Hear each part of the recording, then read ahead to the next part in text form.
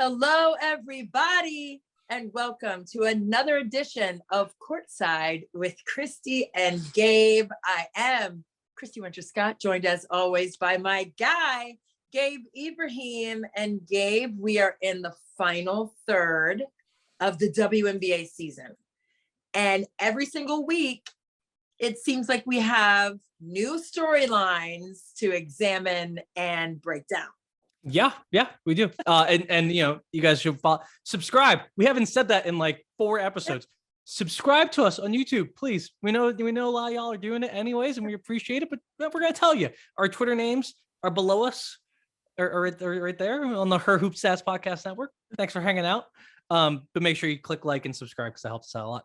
But yeah, and you know, we're gonna dip a little bit into some college basketball today. Oh snap! Because we have some storylines. We do. Branches. Yeah. I also started doing my prep for college basketball season. I started doing some depth charts for the ACC, figuring out who lost and all that. So we'll get into that's later. That stuff is later. But the storylines. Peeking at it. We do get to dip a little bit into college basketball this week, and you know, obviously we'll talk about the W and all that. Do you want to start off with the college basketball news? I think we must. I think that we must, you know, because when we're talking about college basketball, we're talking about the reigning champs with South Carolina and Dawn Staley and Aliyah Boston, who is returning for her senior year. But not only that, wasn't she named Player of the Year last year, Gabe? But yes, she was. She was. Okay, I was just checking. I mean, it's been a minute. And defensive player of the year and NCAA tournament most outstanding player. And I think pretty much any award that she could have possibly gotten, she did. Just all of them. Yeah, and champion. So, you know, there was a little up in armness about the upcoming awards on the ESPYs and who received invitations to be present. Yeah. And who didn't, or am I getting that wrong? Or no one got invited initially and now everyone's invited. So, or you clarify it for me because you know. The only thing we know is that there is an award for best female college athlete, I believe is the category, which is fantastic. That's great.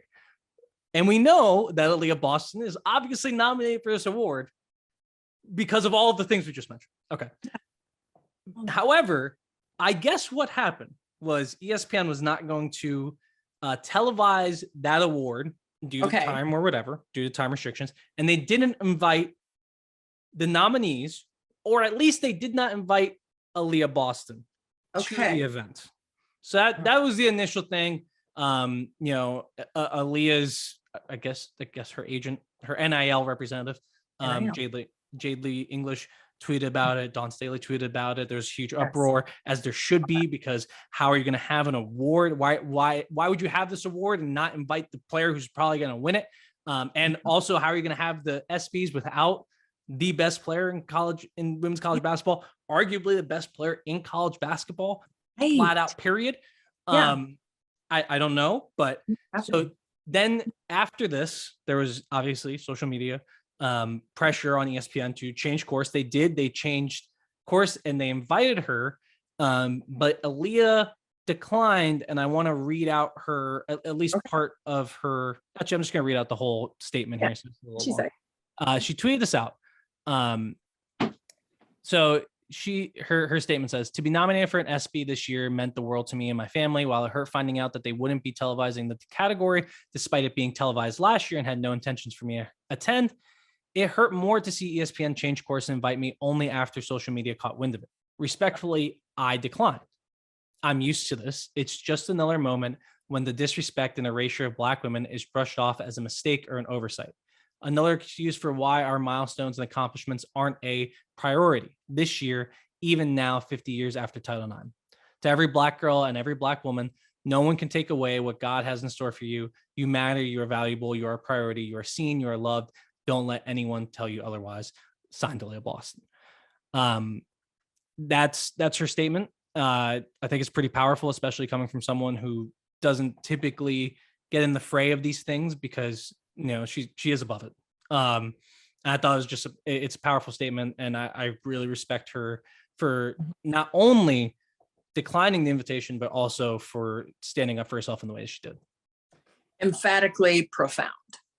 Those words from a young woman who has already felt slighted, and to know that your best isn't good enough in the eyes of some people. And I'm not saying ESPN, I'm just saying everyone in general, like that is like a microcosm of a societal issue that cannot be overstated. You can do your best. That's why, my dad used to always say, you have to be 100 times better. Right. You just have to, because then you will get the the most minuscule level of respect.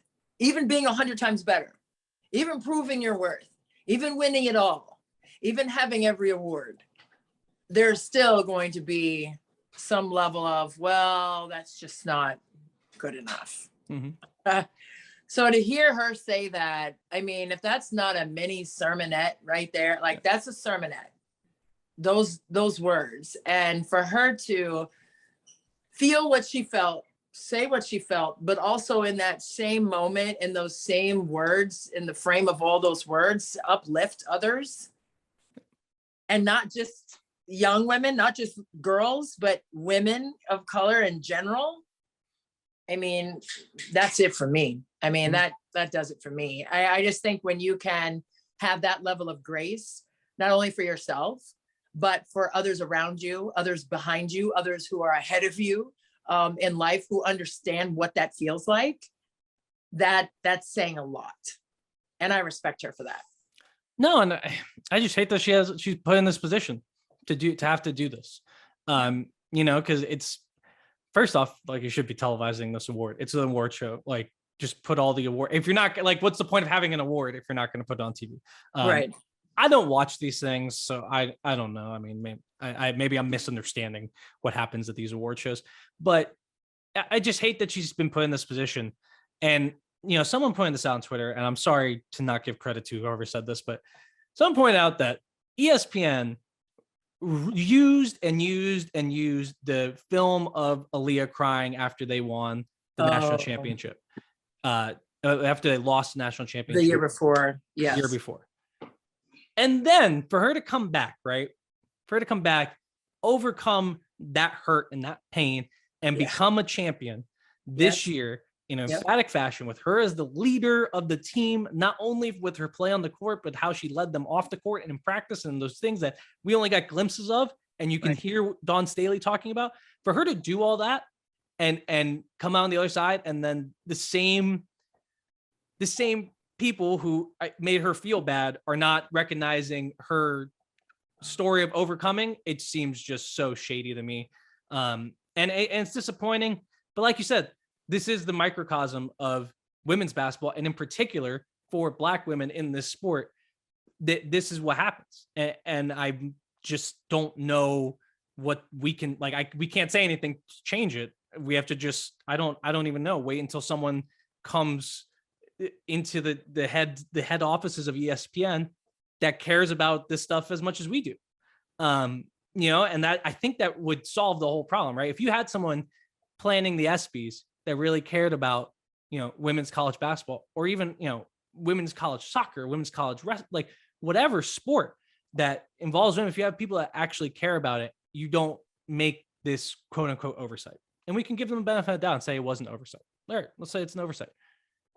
That's why you need people in those rooms who care about every sport, right? That's why you need Black women in these rooms that care about these sports. And let me tell you, it's not hard to find qualified Black women to get into these rooms. And that's just like a thing we've been talking about on this podcast since we started. Right. And it's just, it's disappointing that we're still here. And it's really disappointing that Aliyah was put in that situation and made to feel hurt again. That being said, I'm sure she's going to come back next year and do even better than she did the year before. And she will be up for this award again. And I hope next year there will be no oversight, and this award will be not only televised, but Aliyah Boston will be receiving it on television. Right. I don't know what goes into, Right. you know, what makes the rundown for these award shows and what gets left on the cutting room floor in terms of which awards will be televised, et cetera, et cetera. So I'm not going to act like I know how that operates and how that works. But at the same time, you have Steph Curry, who's going to be the host, who is all about being a girl dad, like the late great iconic Kobe Bryant. Like he's taken kind of that torch. He has 2 daughters of his own. He has AZ Fudd designing a shoe for Game 5 of the NBA Finals. Like there is some cohesion there, and you would just think that it would be an easy check of the box, if you will, of having that happen, not just for Aliyah Boston and what she has been through, but for women's basketball. And I think the fact that she threw in Title IX, it's been 50 years since Title IX, and here we are still having to say, I respectfully decline, because that's like saying, say you're sorry, you know, to your kids when they're little, like say you're sorry or say thank you. It's like, that needs to be something that is like within, right? And not something you need to be reminded to do, right? You know, hold the door for people behind you. Like, you know, as a mom, like I did that when my kids were young, and now automatically, they say thank you. They say, you know what I mean? Like they hold doors for people because somebody had to tell them ahead of time, this is how it's done. Like, this is what we're doing. Yeah. This is proper. This is the integrity of this moment. People, you know, you give respect to people around you. So, I mean, for me, I don't know. And again, I don't know what goes into the advertising. I don't know what goes into this segment is, you know, sponsored by this. So we don't have enough time for, I don't know all that stuff. But what I do know, okay, is what it feels like to be a Black woman in sports. And it is a continuous fight to be heard, be seen, all the things that she said. And to number one, be respected. And that's not just with this situation, that's with every situation. To be respected, like just respect us. We're out here just like everybody else. And there should be no, well, yes, but A, B, and C. No, we're out here just like everybody else. You know, we bleed the same red blood everybody else does. Like we're here. We are constructed from the inside just like everyone else. And that needs to be heard and respected on every level, inside and outside of sports, period, point blank. And Aliyah Boston just encapsulated that in that comment that she made. And I think it's going to serve others well to read it. I hope so. And for and all of us feel it. I'm telling you, who have lived for some time, you know, and if you haven't felt it yet, keep living, because you're going to feel it. And it's a continuous fight. And, you know, it really sends me over the top just in general. But this circumstance, you know, and for her to stand up, like I said, as a young woman is really commendable. Yeah. And I think your point about this, you know, this kind of being us, the women's basketball community, telling ESPN, hey, don't do that again. Hopefully the message sticks. And hopefully it goes around. Like ESPN is not the only sports media company that doesn't, you know, perhaps that doesn't know how to interact with the women's basketball community. But they've been uplifting it though. That's the thing that confuses me, is because I mean, we have women in the studio, we have women calling the game, we have women making decisions, we have that. So it's really hard to fathom like what that production rundown issue was for that specific award. I don't get it, because on the outside, like you see all the women, so it's like it's not like they're not in understanding of that. They understand it. Like I think there's been a huge platform for women's basketball, not just on the collegiate level for WNBA. I mean, for soccer, like there's a huge push for women in sports right now. And, you know, to kind of take a step back after we just celebrated 50 years of Title IX is disappointing. Like, and I don't understand. Maybe someone can step forth and say like, well, this is why we weren't going to televise it. That would be better than to just wonder, like, you know, we see ESPN as pushing women in front of cameras. Yeah, and this is such a great platform for it. It's just, it would have been a very easy win, and they just ignored it. So I would love to hear why it's not included. And I think there's a best WNBA player award. Again, I don't watch the ESPYs. But I would hope that the WNBA players that are up for that award maybe go, although they're in the season, so it makes it even harder. So it's like, why wouldn't you televise the one with the players that are not in season? Whatever. I don't know. Yeah. Dawn went off. Dawn said what she said too. And Dawn's right, just for as always. I mean, but she's not going to hold back. I mean, she's been through it too. Yeah. I mean, she's walked that journey too. She's still on that journey. Listen, like, we get it.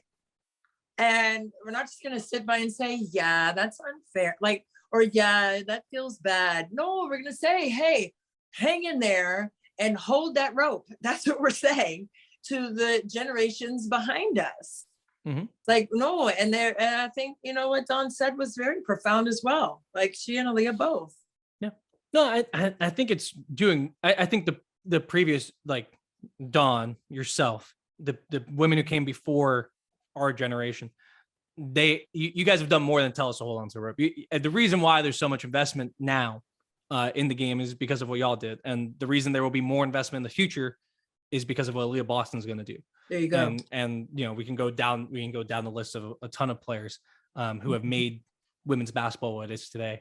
So, I mean, I don't know. Look, it's a thing. It happened.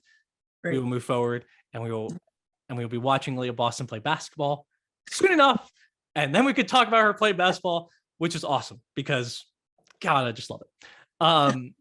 I do want to give just a brief update on the Brittany Griner trial in Russia trial. It was adjourned after she's already pled guilty. They had character witnesses to hopefully, you know, diminish the sentencing time, although it's kind of looking like that may not matter because there's rumors of a prisoner exchange going on. There's a former governor of New Mexico in Russia who is like an expert in these things and has already negotiated a couple things with the Russians before. So hopefully this is moving towards a conclusion with Brittany coming home. But, you know, we've said a lot about the BG situation. And it's just still scary. But hopefully this is just a signal that, you know, we're going to wrap this up and she'll be home soon enough. I hope so. I mean, bring BG home. I mean, all the videos and everything of her where she just looks terrified or she's shaking her head. It's just so unnerving. And like you said, scary. And it's just, I don't know. It's really rough, but hopefully it'll be sooner than later. And it at least looks like the wheels are in motion. So, right. Yeah, it is unfortunately what it is at the moment, but I'm hoping that'll end soon and she'll be home for all of us. All right, let's talk a little bit about basketball. Well, kind of. Actually, never mind. We can't talk about basketball quite yet. Just one little thing. I wanted to get your reaction. Okay. To the Minnesota Lynx having travel issues coming to Washington, D.C. This is not a new story. You guys know what happens because the WNBA insists on flying commercial. The Lynx had several delays. I think they left Indiana at midnight or something and got into DC early before the game, before a 3:00 game. They asked Mike Thibault to move the game time. Of course, that was not possible. Not only because it was a game and it was scheduled at that time and all the things that come with that. It was also Japanese Heritage Day, so there's Japanese dignitaries coming to the game. Yeah. So we absolutely could not move this game. And Mike Thibault got in a little bit of hot water for doing the little fake crying about the Lynx woes. It seems like, I mean, Cheryl Reeve, Mike issued an apology for that. Cheryl Reeve said it's fine. There's respect between us, and that's never going to change. Just wanted to get your thoughts on the whole situation. Okay. Well, first of all, and knowing both coaches, first of all, they revere one another, and there's a high level of respect, obviously, with what Cheryl Reeve said, but also from what Mike Thibault said initially. Yeah. I shouldn't have done that. I shouldn't have said it that way or made the crying emoji motion, whatever. But for me, I mean, this is not new. I mean, there have been travel snafus. I mean, the Mystics, I think, had to do trains, planes, and automobiles when they were playing Connecticut and still played that game and won the game and won. So, I mean, everyone has their own situations. But for Washington, they could not change that game for all the reasons that you stated. And plus, it was on TV. There were, it was a lot of things go into that. You can't just like move it around like an AAU game. Like they're scheduling. There are other things involved in the process of it. And for it to be an early game, there's really less wiggle room to do anything, in that regard. So, hey, man, listen, everybody has their own opinion and you're allowed to have that. Last I heard, you're allowed to have your own opinion on things. This is what we were just saying about Dawn and Aliyah Boston. Like, you're allowed to voice your opinion. If something bothers you or you feel a certain way, like you should be able to do that. But I think what Mike Tebow said about, I shouldn't have, I'm giving him grace on that. And I'm giving Cheryl Reeve grace on saying, hey, this isn't going to change our relationship as friends and colleagues over the years, going back to USA basketball and even before that. So come on. I think it got picked up. Some Twitter fire people were saying some really negative things. And I think that was overboard on something like that. I mean, this is a commonality, unfortunately, right now in the league. And they're trying to work on ways to fix it. Kathy Engelbert is saying for the finals, they can charter in those games. So there's the needle has been moved a bit and it's going to continue to improve. But I just think it was a lot to be said about the one thing. And okay, he said it was wrong. He apologized and let's move on. And it's like, boy, everything kept picking up and like, I just think that everyone's entitled. But I do know also, this is a couple of years back when Vegas that came in late. They had a miserable travel day. I was already at the arena. Okay. And people told me when I walked in, 2 hours, 90 minutes ahead of the game, that Vegas wasn't coming out of the hotel. They're not going to play and they're going to forfeit the game. Now that I remember that. That cost them a playoff appearance that year because they were a half game away or a game away or something. It was like because of that game they didn't make it. Right. But the players were like, we're not playing. And they didn't play it. Fans were there and everything. Like we were there ahead of the game and all that. Like, it was raining too that day. It was like a miserable day to get to the gym, right? But guess what? They said they weren't going to play. They forfeited. Okay. And they didn't make the playoffs at the end of that season. And it was because of that game. So I don't know. For me, you just have to bite the bullet and go with it and do the best you can under the circumstances. And I'm not saying, if you're injured, play through an injury or whatever. I mean, there are ways to accommodate professional athletes. And I think there's a lot of ways now with technology and all kinds of things, cryo and, all kinds of things that can help you recover quickly. And it's not ideal, but it can be done.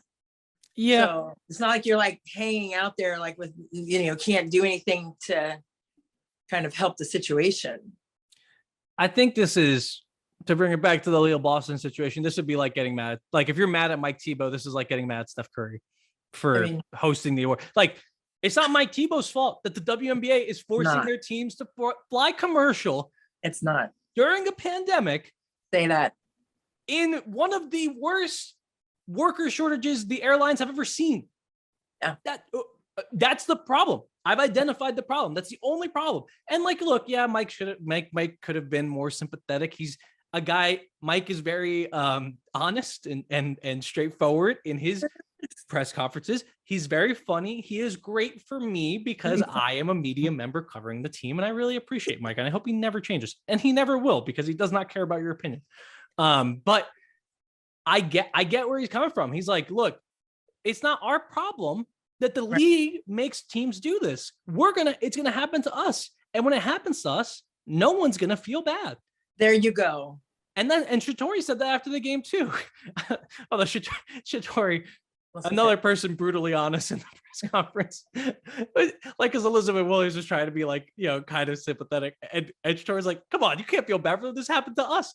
And I get it. I get where the Mystics are coming from. I understand why the Lynx feel slighted by the league because the league didn't do anything to help them. The league kind of just let them dangle out there and deal with all the airlines by themselves. and deal with the, forcing the Lynx basically to ask the Mystics for concessions rather than whatever solution was going to happen coming from the league. Right. Right. I understand that. But at the end of the day, if you're mad about the situation, the people to be mad at are the WNBA and the current collective bargaining agreement. And hopefully it'll change, because it's very silly for us to still be doing this at this point. Yeah. I mean, I just think, like what you said, it's not Mike Tebow that's like, delaying the flights and making it like impossible to change the game time. It's not him. And impossible for the team to charter the plane, because Minnesota's owners have money. It's Alex Rodriguez. Like, he has enough money to charter a plane in the time it would take for the Lynx to get on the air. Like, he could have done it if it was allowed. Right. If it was allowed. And I think that's something that's, like we said, it's a continued process as they're, trying to move the needle in that direction. And we see that. I mean, it's on the way. It's just not going to happen like at a clap of a hand, a snap of a finger. It's not going to happen like that. And life is life, and things happen that way. And is it miserable to be delayed? Absolutely. I think everybody listening and everyone, the two of us, we've been delayed when we've traveled, and it's no fun. But on top of that, you would have to compete after that. And I get it. So, that's a different animal as well. But, I just think that it's over. Like, it was said and it was apologized for, it was accepted, and we're done. We're done. That's right. But that's just me. A hilarious, thank you, Mike, for another hilarious gif. Mike is great. Mike is a legend in the category of creating content for us. And he's also a legend in the WNBA with the most wins. So it's not, he's fine. Leave him alone. I guess if we want to talk about his winning. I like him as a meme generator. But I guess we want to talk about his winningest coach in WNBA history. We could do that too. Add that in. I want to mention one more person. One more little bit of news. Bria Hartley ends up with the Connecticut Sun after getting waived. I'm not sure if it was a buyout. I'm sorry, I was not paying attention to that closely because we're in the middle of the year, so it doesn't really matter. She gets waived by Indiana. The Fever pick up Renai Davis in their continuing quest to accumulate as many young players as possible. And Hartley goes to the Sun. When we talked about the Sun last on our power rankings, we were concerned about their guard position. Yep. Bria Hartley's not going to be the answer to these problems, but I think she could be part of the solution. And she gave them some pretty good minutes in their last game against, I don't remember exactly. I think it was Vegas, but I don't want to say it wrong because then I'll be wrong. It was the Camp Day game. Or no, it wasn't. It was. They played Vegas, and then New York. That's New York. Okay, it was New York. Yeah. Sorry. Another team that I want to talk about, but not for positive reasons. But she played pretty well. I thought she did. She made some nice reads out of the pick and roll. I think she, gave him good defense. I think she's another option there in that backcourt, and they need those options. This is taking away minutes from Nia Clouden, which hurts my feelings, but I think it's a good move for Connecticut, and it could pay off dividends in the playoffs. Well, I like it because of the experience that Bria Hartley brings to the table. Number one, also, she was having her best career numbers when she got hurt down there in the bubble. I think she was averaging like 14 points and almost 4 or 5 assists a game, but she had like a solid stat line that season. And I think they were really counting on her that year. But at the same time, I think for her to be able to get back physically and mentally, back in the fold and get a flow and be on a team that has some vets on it, some players with some years under their belt. I think it's tough for Nia Clouden. I get it. But at the same time, I think it does bolster their front line when they have, their perimeter players who have experience. I mean, without Jasmine Thomas on the floor, I think that's going to be a challenge, as they push for the playoffs. They're going to need depth in that position, whether she plays gaudy minutes or not. Right. I think it's really going to help them just with their knowledge. And you could see, she was sitting there talking to Jasmine Thomas on the bench at one point during the game against New York. And she, she's just trying to get the system and trying to get things. And they were back and forth with one another. So I think that can be kind of an extension of Jasmine Thomas in that regard with her understanding of what's expected in that role. Yeah. And I think the bigger thing, you mentioned depth. And I think it's a big thing in the regular season because, as we know, Curt Miller is not shy about the minutes. They're playing a lot of minutes. But I think specifically for Natisha Heidemann, yes, she's a player who's very high energy. She's big on ball pressure, and I think being able to rest her a little bit more during the game makes her more effective later in the game. Now, it didn't matter against New York, so we'll have to see. But I think getting someone to spell her that you can rely on, that's vet, that knows what's happening, is a big deal, because then she's going to have more energy late in games. I think that'll be a big part of this signing. Again, I don't think this is going to like swing the championship or anything, but these are little things on the margins that when we look back at a team's success come up, because Bria Hartley is a better option than what they had. So now it gives them something that maybe Curt Miller can trust a little bit more and makes them more complete for the postseason. That's agreed. No, I agree. I agree with that. And I think, Curt Miller, I mean, he knows that last year was a good opportunity that they missed. Whether Alyssa Thomas coming in at the end kind of, monkey wrench the chemistry or not, now they have something else that they need to master chemistry wise. And that's getting Bria Hartley up to speed as they make a push through the playoffs. Yeah. And Jonquel Jones was out in that game as well, was. I don't know. I mean, it hasn't been like reported as a bad injury, just a nagging one. Or no, was she? I thought she was health and safety. Didn't she have an injury though? She had an injury at some point. Or am I imagining this? I know the last 2 games she's missed because of health and safety protocols. Okay, so then that was it. But I imagine the shoulder injury, and she's fine. So she'll be back once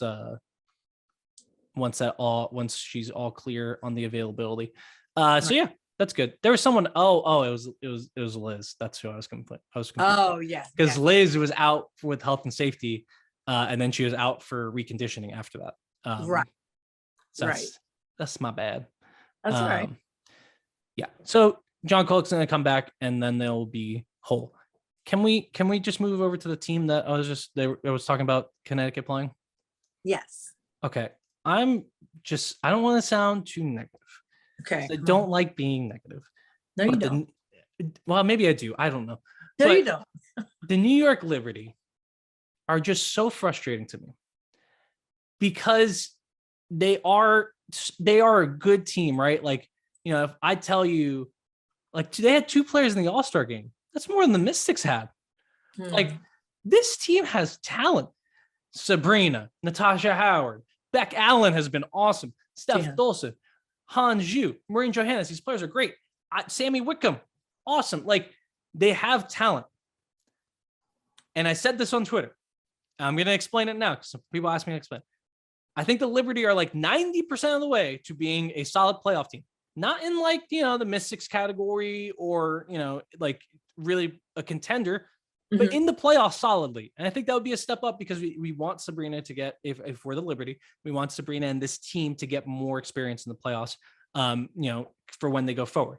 Obviously, they've had a lot of injuries this year. Jocelyn Willoughby just came back, but Naja Laney has been hurt still, and we don't know when she's coming back. And then also Beck Allen was out for a long stretch. Right. It's just, to me, this team is, like I said, 90% of the way there. And 5% of that is injuries. True. Totally. The other 5% is a mixture of turnovers and just something like some form of mental mistakes in every game. And it cost them a lot of games this season. And it's little things. It's like, not getting your hand up in a closeout, right? Like there's closeouts where this team gets out, stops, prevents the drive, and the players just standing there. So Dejanay Carrington, Sabrina was the closeout, and Sabrina obviously was playing a great game, but it was just like a little thing. Like Sabrina goes, stops, prevents the drive, is standing there, and just forgets to put her hand in front of her opponent. And Carrington pulls up, shoots a 3, and that was pretty much all she wrote at the end of that game, because the Liberty were trying to make a comeback. Right. And it's just like these little mental mistakes. The turnovers have been terrible. I'm just so frustrated with this team, because I think they can be good. Am I wrong? Like, am I wrong that they can be much better even with the injuries that they have? No, I think you're spot on. I know that Sandy Brondello was in her first year there, and I get it. Sometimes, you have a different philosophy, you have different situations that you can use with the personnel that you have, and you're still trying to iron that out. And I think that's why we've seen the up and down a little bit. Mm-hmm. So I'm putting that there, but I'm also going to co-sign with you about the turnover issues. And to me, a turnover is not always just a bad pass. Okay, stay with me. Mm-hmm. Stay with me. Turnover is sometimes a bad shot. Yeah. Okay, where your teammates have no earthly clue that you're going to take that shot, so no one's in place for an offensive board. So now the other team is taking this long rebound or getting this rebound that everyone's like, wait, a shot's up. The rhythm of the offense is not in sync on a consistent basis, and I think bad shot selection is a / turnover, right? That's turning into easy offense the other way. And they're not getting to the offensive boards. They're not getting, second and third chance opportunities because they don't know the shot's going up. Mm-hmm. They're oblivious to the rhythm of the flow of their offense. And then all of a sudden, or they're late in the shot clock, and it's like somebody's got to take a bad shot. Bad shot. We got to get the shot up. We got to get a shot up. And it's just not, there's just no rhyme, reason, rhythm to what they're doing offensively sometimes. But then sometimes, boy, I'll tell you what, though, they'll fire that 3 ball. I mean, they're 10 of 28 from 3. They're going to shoot the ball now. They're going to shoot it. But sometimes, like I'm saying, those long rebounds are not affording them good second and third chance opportunities because those long rebounds are going the other way because those guards are getting it and they're gone. So there's that. Well, especially against Connecticut when they have Alyssa Thomas. And you're so right. Like there was a lot of times, and I understand because you're trying to make things happen. There's plenty of players on this team that are trying to make things happen, and it just goes wrong for them, and it's just frustrating, man. And the big turnover, the big thing that they need to, I think, I don't know if this is a system, if this is players getting in trouble, is like when they get pushed to the sideline on the pick and roll, there's a tendency for this team to throw the ball across from slot to slot. And that is just begging. Yeah. That is begging, especially a team like Connecticut, to take the ball and put it in the basket. And they did it like 8 or 9 times. I think that was most of the turnovers for New York in that game were these slot to slot passes that you have no chance of making.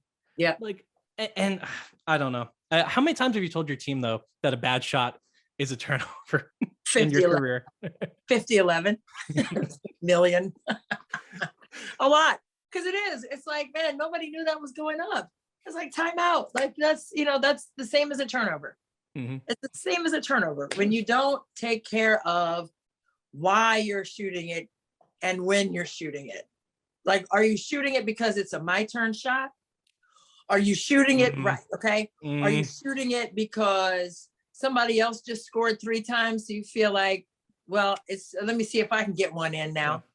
Yeah. Is it a selfish situation? Yeah. And I'm not saying that about New York, but as a coach, I've seen the full gamut of why shots go up and why the extra passes aren't made. And it's incredibly frustrating. And I'm not saying that's how they do it, but I'm just, digressing. And I would say, specifically for Liberty, it's not a selfishness problem. This team tosses the ball around. Like they're unselfish, they're inventive, they're creative. I feel all right. I bring this up like every third podcast. The quicksand thing from the movie The Replacements. Sometimes you're in quicksand, and then you're like, "We need to get out of this quicksand." I'm going to shoot this just jumper just to shoot it with 18 seconds on the shot clock, and you just they get panicked a little bit. Yes, and I don't know why, and I don't know. I hopefully Benaj Delaney can come back in this season. And like I think we mentioned in the last podcast, they have a really, really rough stretch here at the beginning of post All-Star. They have a really rough stretch. They played Las Vegas twice. They lost both those games. They gave up just a metric ton of points in those games against Las Vegas. I think they gave up like 74 in the first half. Weird stat here. Sorry, I just remembered that I looked this up. The 4 highest scoring halves of basketball this season have been by either the New York Liberty or the Las Vegas Aces against one another. Oh boy. in the same games. Like the highest scoring second half was the New York Liberty after the Aces highest scoring first half in the same game. Dang. And the Aces come back in the next game and have the highest scoring first half ever in WNBA history. Oh my gosh. After the Liberty had the highest scoring second half in WNBA history. Oh my gosh. I know it was 107, 101, one of the games. And then the other game, Vegas just blew them out 100 and something to 70 something. Right? Like the two game back-to-back games. But that's insane. That's crazy that it's those two teams that have been that offensively potent. Well, it's like, it's not the end of the world to give up triple digits to the Aces. They do that. Or defensively anemic. Like, which is it? Is it the offense that was potent or the defense that was anemic? Perhaps we should perhaps I should have spent more of my complaining time talking about the defense for the Liberty. Problem. Yeah. But I get it. Look, the Aces are really good. But so to continue here, just like they had Connecticut, they lose. They have Washington, they have Chicago twice, and then that is kind of like they need to get in my opinion, they need to get one of those 3 games, because if not, you're looking at an end of the season schedule of playing Phoenix, Dallas, Los Angeles, and Atlanta 2 times each sometimes, and you gotta win all those games right to get into the playoffs. And so I would say it'd be a good time for them to pull out a game either tomorrow in the camp game for the Mystics or against the Sky at some point. You got to pull one of these out, because if you don't, there ain't no playoffs. Right. Yeah, you got to do it. I think, and it's crazy because it feels like they've put, like you said, like some halves together. Right. But they have not put together full games. And I think they're just really waiting for that. And I think poise and composure is at the top of the list for them, because like you said, they have the pieces and they just haven't been able to utilize them to their fullest potential because of the lack of composure and poise on the offensive end in particular. We'll see. I'm hopeful for the Liberty. I'm hopeful. You're frustrated by them. I am, because I care. I care about all the teams, but I really like the Liberty. I like what they put together. I don't know. Their GM's a lawyer. If Ben Dole's there, like, I want them to succeed. Right. But currently they have a 14% chance of making the playoffs. There's that. That's right. Okay. It's enough on the Liberty. I hope things go better for them. So that's what I got on the lips. Do you want to talk? Let's talk Mystics. It's us. Let's stop pretending that we're not going to talk about the Mystics. Interesting 3-game stretch here for the Mystics post All-Star break. So they lose to Phoenix, and that is sandwiched in between 2 dominant wins against the Sparks and the Lynx. So just generally, what are your takeaways from these 3 games? Obviously, we got to see EDD on a road trip, which is great. But I was a little worried about that loss for Phoenix. So what have you seen? Yeah, I just think, in that loss for Phoenix, I just think that, that zone in that second half really slowed them down. And I think they really, I was going to say got impatient, but I think they were kind of hesitant, a couple of times in terms of how and when to attack the zone. And I think Mike Tebow said it best prior to their previous game. And he just said, we had tougher shots to make against their man-to-man.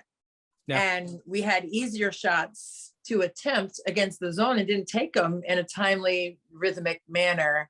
And I think that just got them off base. It just got them out of what they wanted to do in terms of when the ball was moving where and where they were looking to get shots. And, they had the opportunities, but sometimes I know for an instance, I saw Ariel Atkins one time just hesitate at the top. I'm like, oh, she hesitated. And it was like an in rhythm pass came right to her. And I'm like, normally she would just pull. And, she ended up shooting it, but there was like a catch in the pause and then she released it. And I'm like, oh, that's a hard shot to make, when you do that, whether defense is giving you space or not. So I just think they were much better for it in the next game. I think they were ready, to see some zone from Minnesota, and they mixed it up a little bit. Cheryl Reeves said that they were going to try to do that. She also said that, they've been struggling defensively, Minnesota has, in terms of where they are. but Minnesota, give them credit, in the last 10 games prior to coming into DC, they were the top the top offensive rating team at 111. So they were doing what they needed to do offensively, but they just wanted to get right on the defensive end. And she said they were going to mix some things up defensively because of what they saw Phoenix do, but also because she knows Mike Thibault again very well. And so she understands what he wants out of his offense, and they're going to try to disrupt that. But I just think for Washington, they just need to make more deliberate and intentional reads, regardless of whatever defense they see. I mean, talk about a team with weapons offensively. Come on. But defensively, I was calling them turnstiles. It's just like, you got to get through one, but then there's another one. And then there's another one that are going to give you problems and disrupt you and take away the paint, not allow you to get 10 toes down. And I just think that, Washington being the number 2 team overall in the league with their defensive rating, it was 95.5 going into the game against Minnesota. I'm sure it's better. I mean, yeah, they're right there. But Natasha Cloud said, hey, we're number 2. We want to be number 1 in defensive rating. So that's why they're playing with that level of pride and consistency on the defensive end. Yeah, they're at 92.3. Seattle's at 91.8. Very impressive, both those teams. Yeah, amazing. All right, so I think the thing that I took away from the Mercury game is kind of what you're saying. Like they played into the Mercury's hands. Mm-hmm. And I don't think it was like just the players on the court. I think the coaching staff kind of let them off the hook a little bit. Right. I would have liked to seen Shakira Austin play a little bit more in that second half. I think her ankle was bothering her, which is probably the reason. Yeah, and and they had to retape her ankle in the follow-up game as well against Minnesota. So I think that was probably why that happened. But even, trying to get Elizabeth Williams a little bit more involved offensively. I know it's been a tough stretch for her offensively, but she doesn't need to just post up. Like, right. She's a pretty gifted passer too in the middle of the court. So I think they just kind of, but it is what you're saying. Like when they see the zone, they try to change. And it's like, if you're playing against the zone, either you have your zone breakers and you go to that, or you just play what you're doing. And then you let the defense figure it out, because you can spray, this team can hit threes from anywhere. Pretty much that whole team on the court for the vast majority of the fourth quarter could hit threes from everywhere. So I was a little nervous about that. I don't think that's something that's going to happen when the games get really tight. Hopefully there's not injuries involved. This team stays healthy, as we've all, if they stay healthy has been a constant refrain from this team. But I think, they just have to be a little, like you're saying, more deliberate, more to their own identity, no matter what the defense throws at them. And I think that's what they did against Minnesota. And that's what Coach Tebow said that after the game. I asked him about the zone, and he was like, yeah, we got to our spots more. The shots didn't fall, but whatever. We got to their spots and it showed proof of concept. And I think hopefully that'll give them a little bit more confidence when they go into the playoffs, because I'm going to guarantee you they're going to see zone in the playoffs. They're going to see zone in the playoffs. Absolutely. Absolutely. Especially when they have their big lineup on the floor. Mm-hmm. I just think, just like you said, regardless of it, and, regardless of what they see, they're just going to have to be in attack mode. Mm-hmm. And I think that's what Mike Thibault was looking for prior to the Minnesota game. I think he got that from them. But now, can you sustain that for the stretch run? I mean, there are 8 games left in the regular season for the Mystics. So they've got to get those. They've got to get this New York game. They got to get the home games. They got to get all of them, obviously. Yeah, you want all. But you want to get your home games, man, and you want to get some leverage and some continuity. I mean, speaking of leverage and continuity, Elena Delle Donne, Eastern Conference Player of the Month. Or the week. Was it the week? It was the week. I think it's a week. The week. Yeah. But still, it feels like a month. But she's been phenomenal. Her presence on the floor is just. It's just a vibration that they don't have when she's not on the floor. The defense is morphed to when Elena Delle Donne is on the floor. It changes their scheme. I don't care, again, what defense they throw out there, but it's geared towards giving her a lot of attention defensively. And she did a masterful job of reading out of the double and a halves. I like to call it. It's like you got 2-1, but you have one shading, or pinching down. So you don't have a lot of space. But she was really good when she had those double teams coming her way, and then the guard kind of pinching down a little bit. She didn't really put the ball on the floor to escape one way or the other. out of the double team, but I thought she did a really good job of keeping her head on a swivel, protecting the ball, and then making plays out of it, time and time again against Minnesota in particular. So it's just really fun to see how crafty she can get, whether she's scoring the ball or not, but she's been really consistent with her ability to score.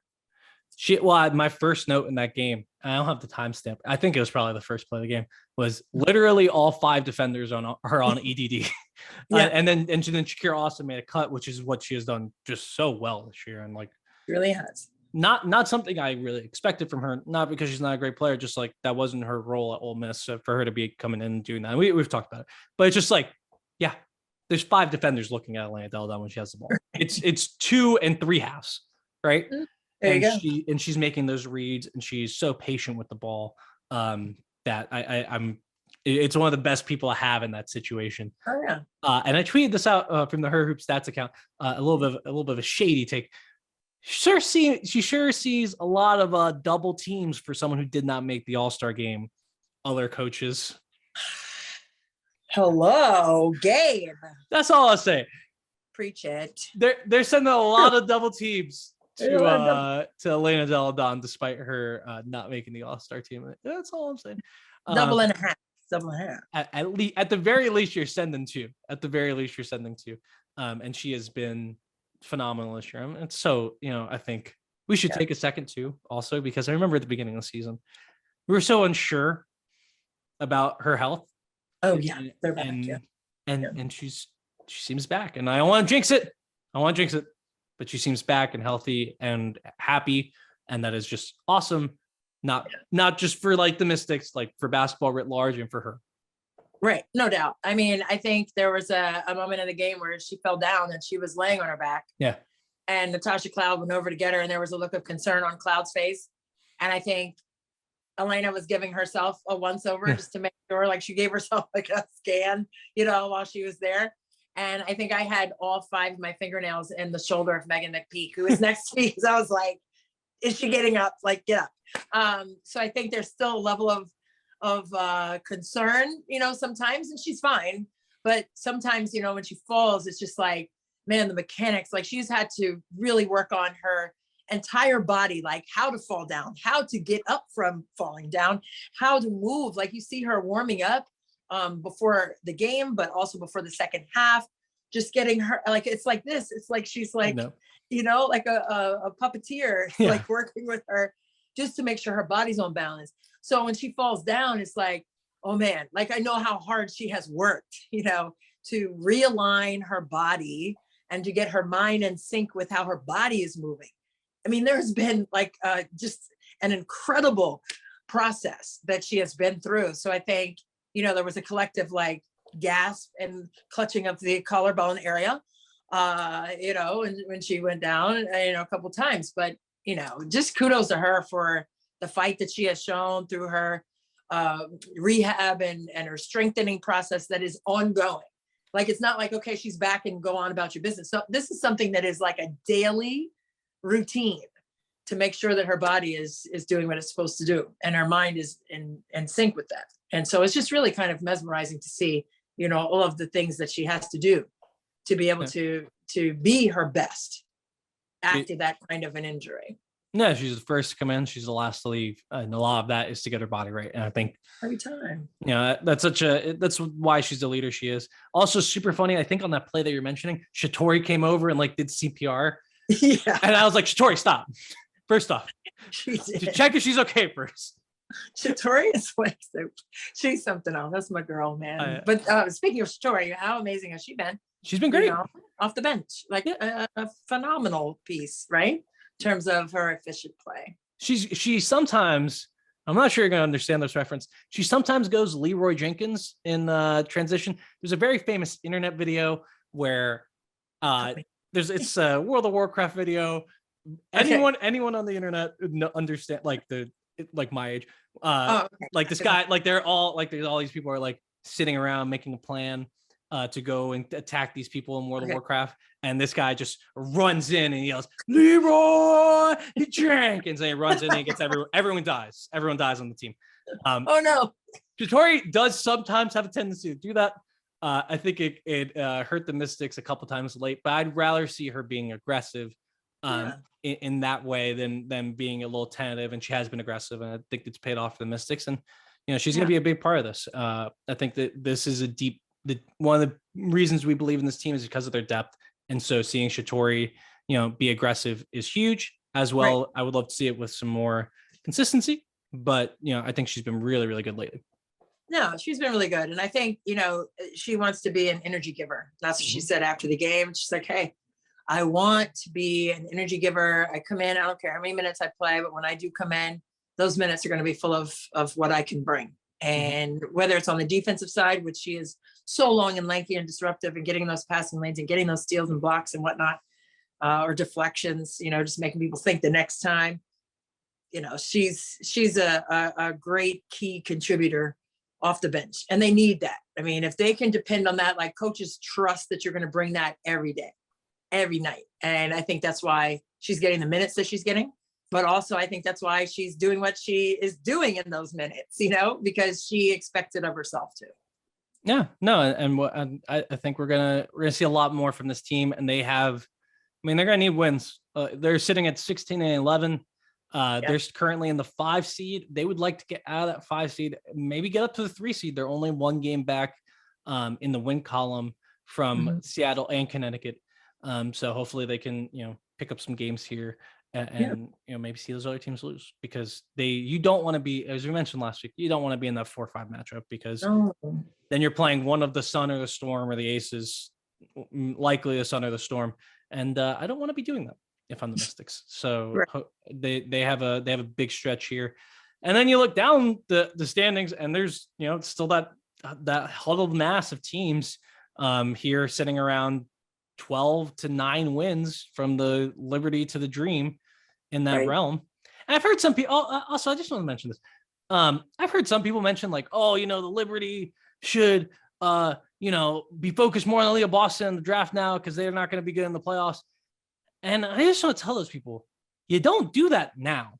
No, that decision was made. If you're going to go on that path, that decision had to be made at the beginning of the year, because that changes all of your personnel decisions. It changes everything you do when you decide that at the beginning of the year. Shouts to the Indiana Fever. Although I did bet on them to win the other day and they lost. But shouts to the Indiana Fever, because they made that decision. They made the decision to play their young players and grow in that way. And it's going to pay off for them and what their goals are. But I think it's almost disingenuous to say, like, oh, now you have to change streams and now you quit on the season. You can't do that. Like, no, the players aren't going to do that. The coaches aren't going to do that. Like, that's not something that organizations can do at this point, especially with their roster. So New York is going to have to go for the playoffs. I think all these teams are going to have to go for the playoffs. Yeah, I agree. I mean, if you're a competitor, you don't want to pump the brakes when you're out there playing ball. How are you supposed to play like that? Halfway, half speed, That's why I don't play anymore, because I can't go half speed, and I don't want to look crazy trying to go full speed. But you can't go hard if you have, you can't go halfway if all is going hard. So no, you can't tank or fold or whatever and trying to get these draft picks.